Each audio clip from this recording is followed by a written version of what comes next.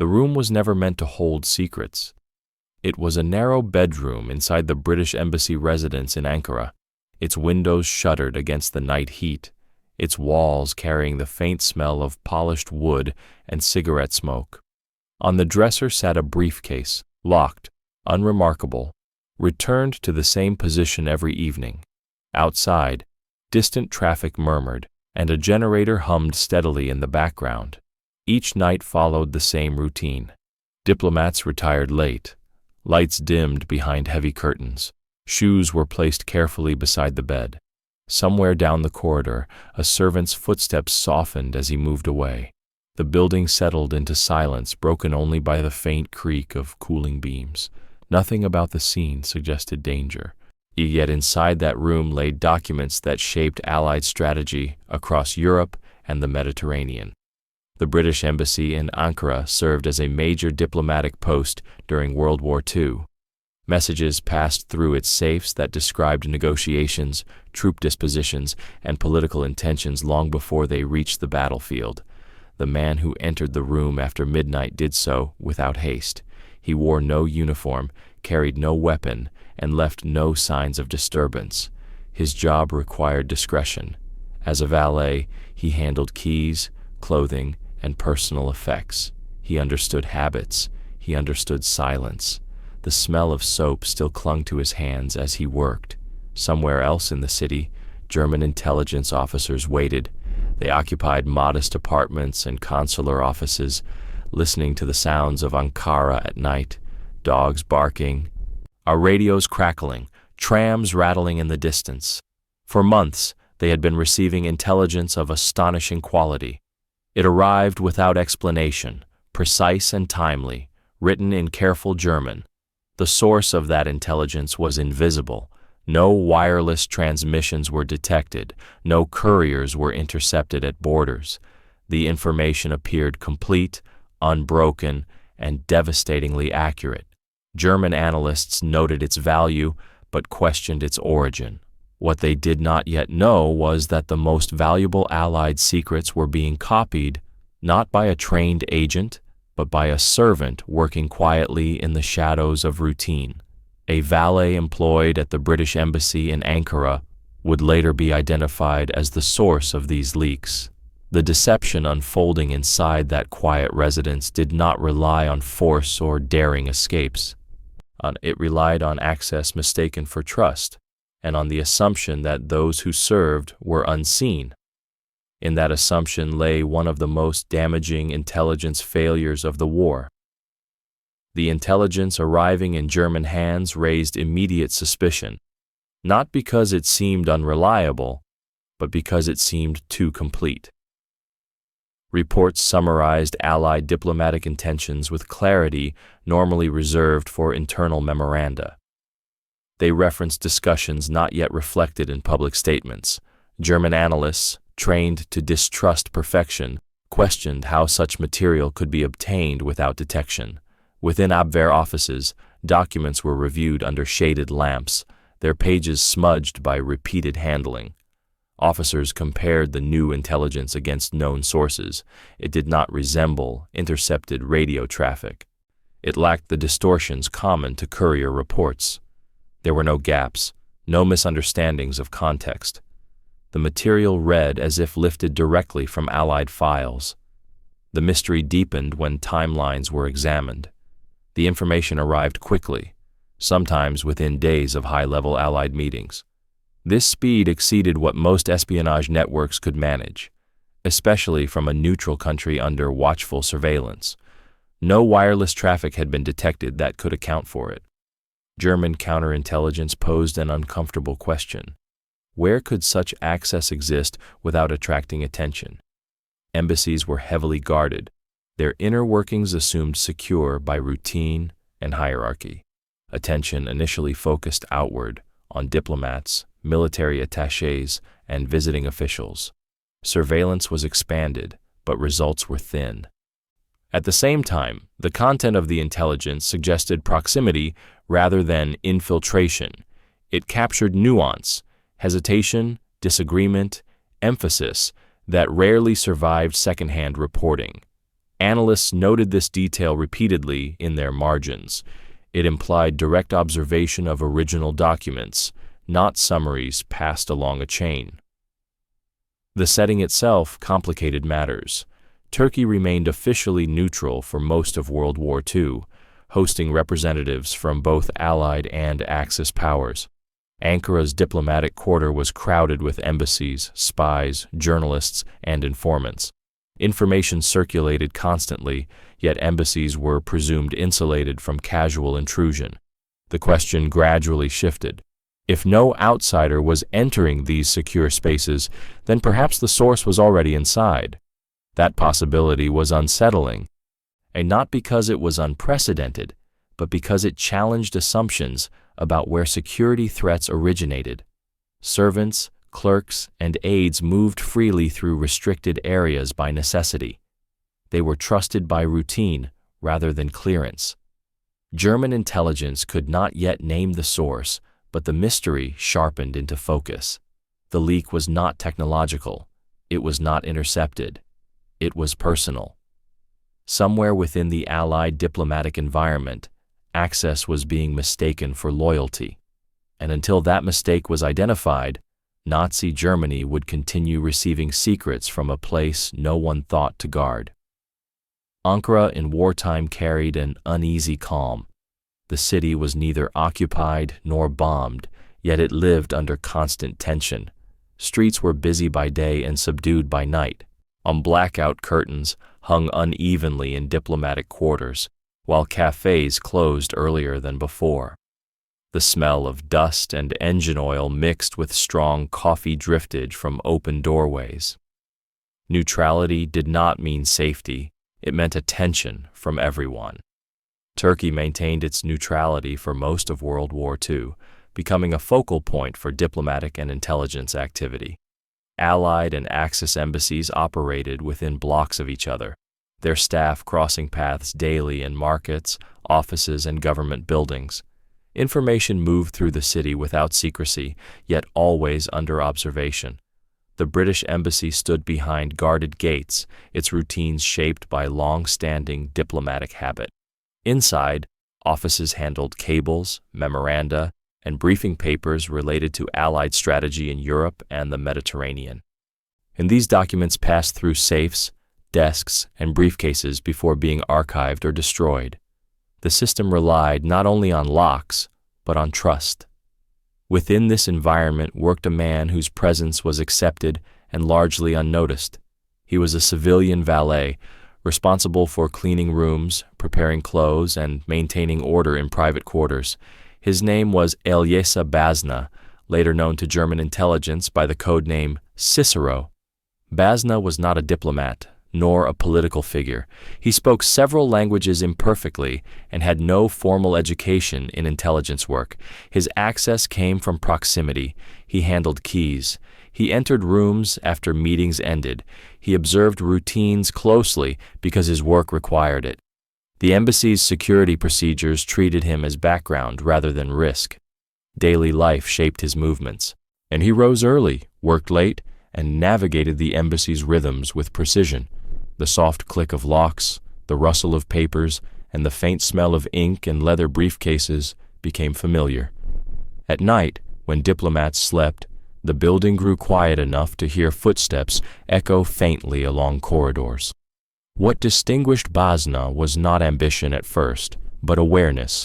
He noticed that documents were sometimes left unattended, that safes were opened out of habit, and that briefcases remained locked only by assumption. These were not dramatic failures, just small, repeated lapses born of routine. German intelligence would later note that such environments were ideal for compromise, but at the time, no suspicion attached itself to the valet. He neither asked questions nor broke protocol. He moved through the embassy as servants always had, present, necessary, and effectively invisible. In a city saturated with spies, the most consequential intelligence breach did not begin in a back alley or secret meeting. It began in a quiet room, with a civilian whose job placed him exactly where no one thought to look. The earliest signs of compromise did not trigger alarms inside the British embassy. Documents continued to circulate. Briefings were prepared, revised, and filed according to routine. Safes were opened and closed without ceremony. In the rhythm of diplomatic life, efficiency mattered more than suspicion. No one noticed when a document remained on a desk a few minutes longer than intended. Ilyesa Bazna observed these moments quietly. His duties required him to wait until rooms were empty, or to return personal items to their places, and to prepare clothing and papers for the following day. In these intervals, the building was silent except for distant traffic and the faint ticking of clocks.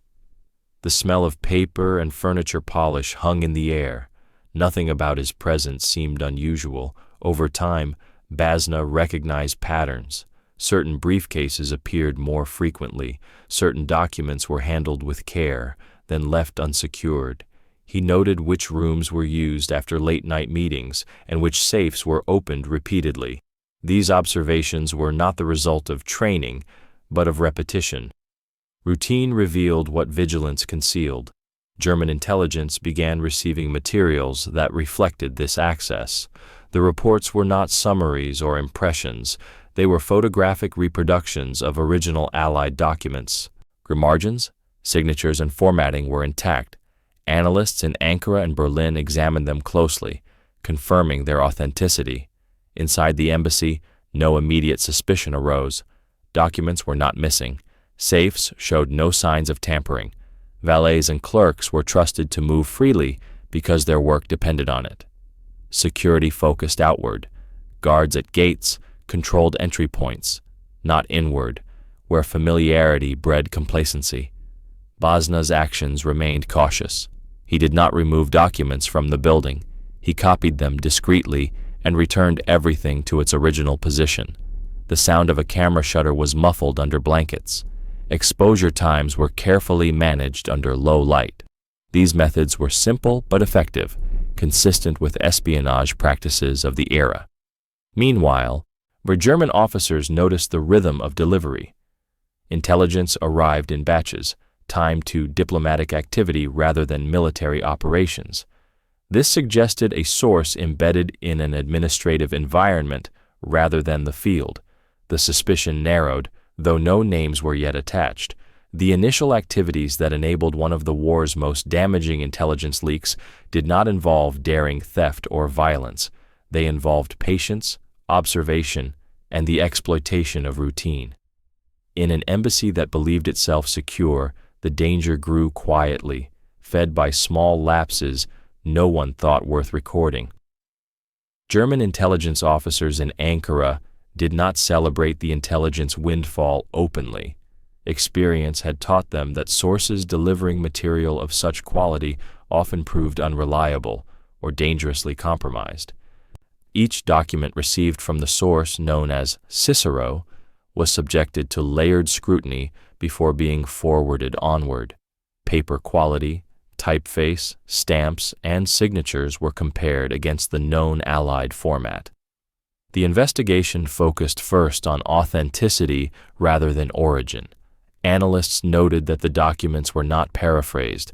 They were photographed directly, capturing marginal notes, corrections, and distribution markings. Such details were difficult to fabricate convincingly. The conclusion was unavoidable. The material originated from inside a secure Allied diplomatic environment. In Berlin, senior officials reviewed the intelligence with cautious interest. Some were skeptical, suspecting a British deception operation. Others argued the material was too consistent and too damaging to be deliberate misinformation, and the debate delayed action but did not stop the flow of documents. Meanwhile, British counterintelligence had no clear reason to suspect a breach. No cables were missing. No safes showed signs of forced entry. The embassy's internal procedures appeared intact. Security officers focused on external threats, intercepted communications, surveillance of known agents, and diplomatic reporting channels. Servants and support staff remained largely outside the scope of investigation. Small clues did exist. though they went unrecognized at the time. Certain documents reached German hands that should have been known only to a narrow group. Distribution lists were reviewed without triggering alarms. The assumption was that any leak would involve officials, not household staff. That assumption shaped the investigation's blind spots, and German handlers in Ankara sought to understand their source without exposing him. Meetings were arranged cautiously. Instructions emphasized discretion and consistency. Payments were made in cash. The source was encouraged to continue providing photographic material rather than verbal summaries, reinforcing confidence in authenticity. The clues, viewed in isolation, pointed in different directions. Viewed together, they formed a single picture: someone with physical access, minimal scrutiny, and patience. Yet neither side fully grasped the implications. German intelligence saw an opportunity. British security saw normality. Between those perceptions, the investigation stalled on one side and never truly began on the other. In espionage, the most dangerous clues are often the ones that fit too neatly into expectations. And by assuming the threat would look familiar, both sides overlooked the reality forming quietly in the background, an intelligence breach rooted not in ideology or infiltration, but in routine access mistaken for harmlessness. As the flow of documents continued, tension accumulated quietly on both sides of the exchange. In German intelligence offices in Ankara, the atmosphere grew cautious rather than celebratory. Each new delivery increased the value of the source and the risk. Officers spoke in lowered voices, doors remained closed longer, and reports were circulated to a narrower audience, Tushwalusua. The intelligence itself carried weight. Allied discussions regarding post-war planning, diplomatic negotiations, and military priorities were now visible to German analysts. As some Cicero documents included material related to Allied conferences and strategic intention. The implications were enormous, yet German leadership hesitated, wary of deception. Inside the British embassy, nothing outwardly changed. Guards continued their routines. Files were logged and returned. Servants moved freely through offices and private quarters. The smell of polished wood and paper remained constant. Yet subtle pressure crept into daily life. Embassy staff sensed the strain of prolonged war, fatigue, distraction, impatience. These conditions dulled attention. Bosna felt the risk increase with each successful delivery. He understood that repetition invited discovery. His movements became more deliberate, his timing more precise. He avoided improvisation. The photographs were taken only when conditions were perfect. No footsteps in corridors, no unexpected light beneath doors. Silence became a form of protection. German handlers, aware of counterintelligence dangers, pressed for more material while urging restraint. They feared that sudden disruption, an arrest, a leak, a British security review, would expose not only the source, but their own operations in neutral Turkey. The balance between exploitation and preservation grew fragile. Tension also emerged from skepticism in Berlin. Some officials argued that the intelligence was being underutilized. Others warned that reliance on an unverified source could distort strategic decision-making. This internal division slowed the response and diluted the impact of the information received. Weather and setting mirrored the strain. Ankara's nights grew colder, fog settled low over streets, absorbing sound.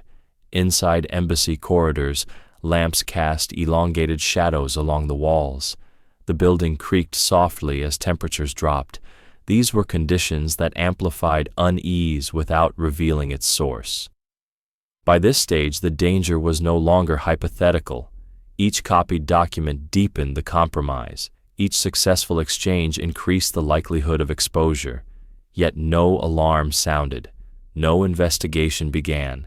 The system continued to function as before, unaware that the threat was already inside, moving carefully, sustained by routine and silence.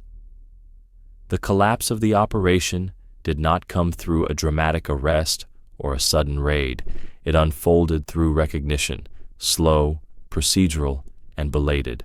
In Berlin, senior officials reviewing the Cicero material began to notice a problem that had nothing to do with its source. Despite the intelligence advantage, German strategic outcomes were not improving.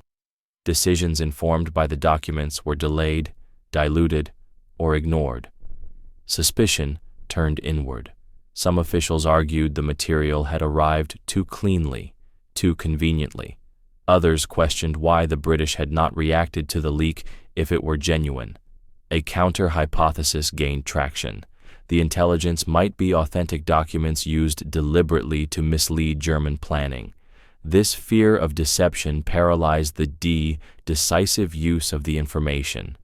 In Ankara, German handlers began reducing contact.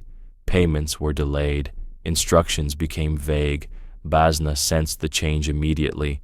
Meetings shortened, responses lost urgency, and the careful rhythm that had sustained the operation faltered. Silence, once protective, now signaled danger. At the same time, British security failures began to surface indirectly. Embassy procedures were reviewed as staff rotated, safes were upgraded, access routines were adjusted, not in response to Cicero, but as part of broader wartime tightening. These incremental changes narrowed Basna's opportunities without arousing suspicion. The climax arrived not with exposure, but with abandonment. German intelligence effectively ceased using the source before fully understanding him. Basna was left holding proof of his actions, but no protection. The documents he had supplied had already passed their moment of relevance. The window of exploitation closed quietly. Only later would the full picture emerge. Ilyesa Basna was indeed the source known as Cicero, who photographed and sold Allied diplomatic documents to Nazi Germany.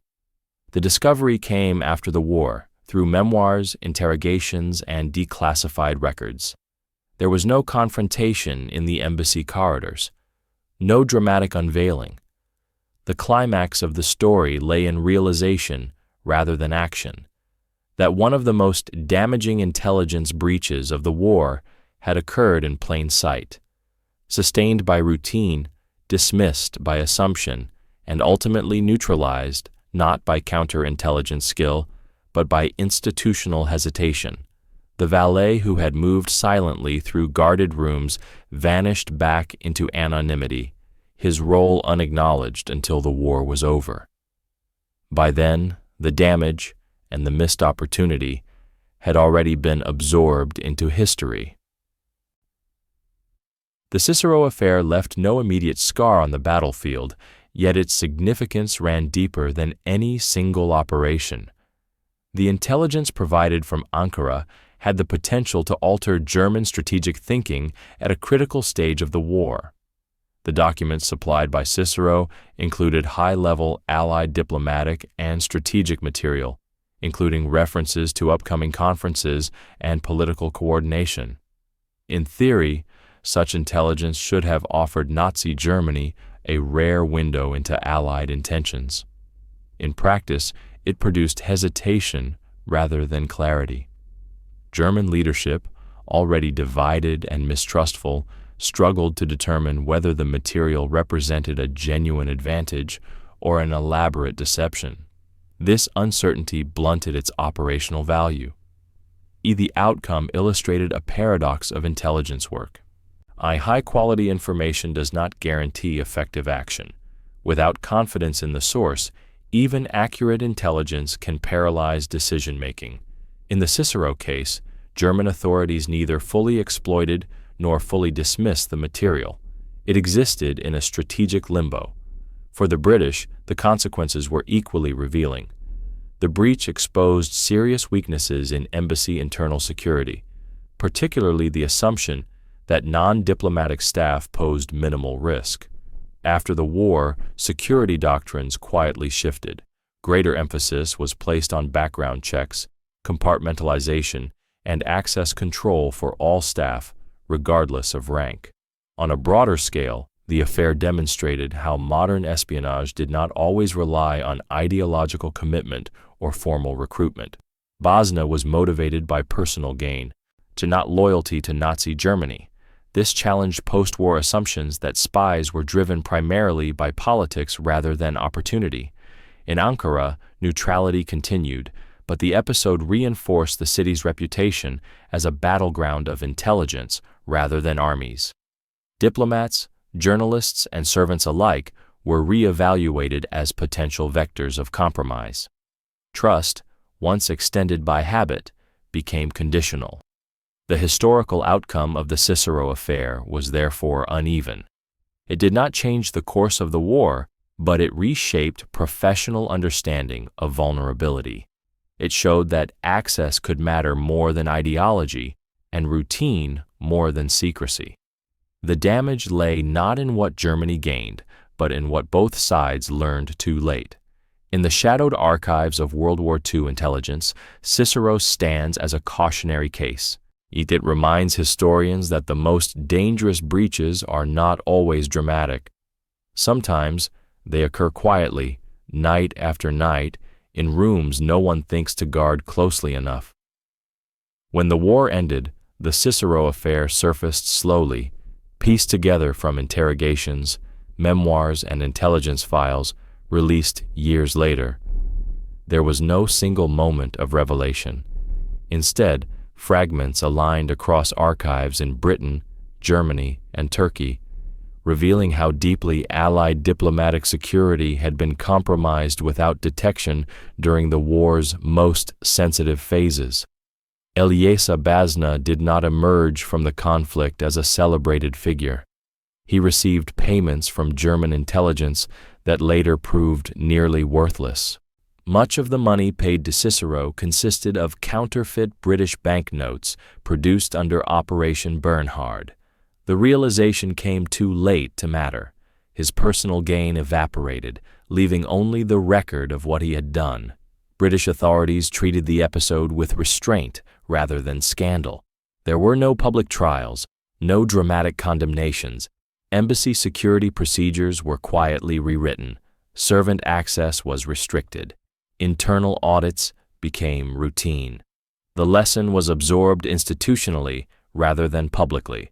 Post-war British diplomatic security reforms. Intelligence history.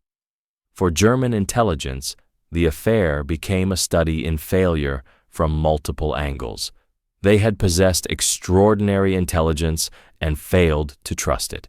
They had recruited a source of rare access and failed to protect or fully exploit him. All post-war assessments treated Cicero not as a triumph, but as an example of opportunity squandered by internal doubt. Historians later recognized the affair as one of the most unusual espionage cases of the war, not because of its scale, but because of its simplicity. No ideology drove it. No elaborate tradecraft concealed it. It depended on routine access and overlooked assumptions. The spy did not penetrate the system. He already belonged to it. In Ankara, the buildings remain. The streets sound much the same. Diplomats still arrive and depart under flags and protocols. Nothing on the embassy walls marks what happened there during those quiet nights.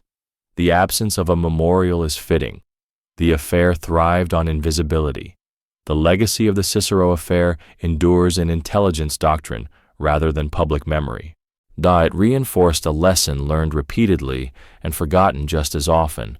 Security fails most easily where familiarity replaces vigilance.